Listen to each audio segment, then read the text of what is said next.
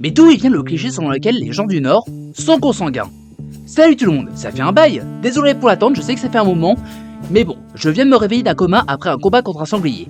Alors aujourd'hui, je voulais vous parler de l'origine d'un des clichés les plus tenaces et les plus importants qu'on a en France, à savoir, est-ce que les gens du Nord sont vraiment consanguins? Est-ce que c'est faux ou est-ce que c'est quand même une part de vrai? Eh bien, j'ai fait mes recherches et historiquement, Non, pas du tout. Arrête. c'est faux. Hein. Enfin, c'est surtout pas plus vrai que dans le reste du pays. Je m'explique. En gros, avant qu'on invente les trains, les voitures ou même Tinder, c'était vraiment galère de rencontrer des personnes qui n'étaient pas du même village que nous. C'était pas une époque où tu pouvais partir en vacances sur la Côte d'Azur sur un coup de tête. Du coup, les gens se mariaient souvent avec les personnes qu'ils connaissaient de leur village. Donc, dans beaucoup d'endroits en France, en zone rurale en tout cas, c'était courant d'épouser quelqu'un dont le cousin était également ton cousin.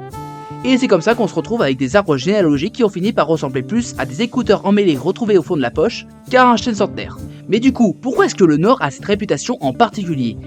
Eh bien c'est surtout à cause des mines, des Parisiens et d'internet. Oui je sais, ça n'a pas l'air d'avoir grand chose en rapport, mais laissez-moi m'expliquer.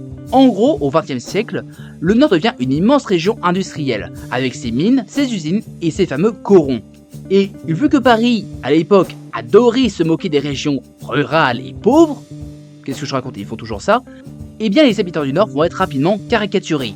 Pour le Parisien de base, le gars du Nord c'est un type pauvre, qui vit dans le même quartier que ses parents, qui a un accent très fort et incompréhensible. Je vois qu'à tes grammaires de matériel pour ma gardin.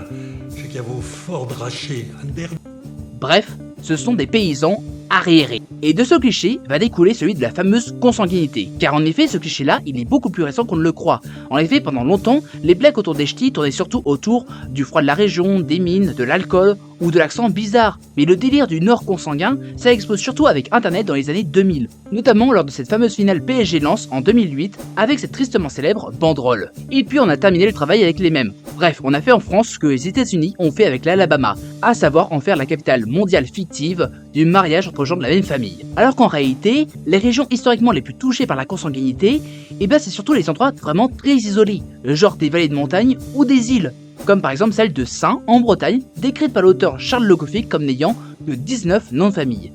Alors qu'à l'inverse, le Nord c'est peut-être la région avec le plus grand brassage de population, avec l'arrivée de beaucoup de travailleurs étrangers au XXe siècle, que ce soit des Polonais, des Allemands ou des Belges. Donc non, les habitants du Nord ne sont pas plus consanguins que les autres.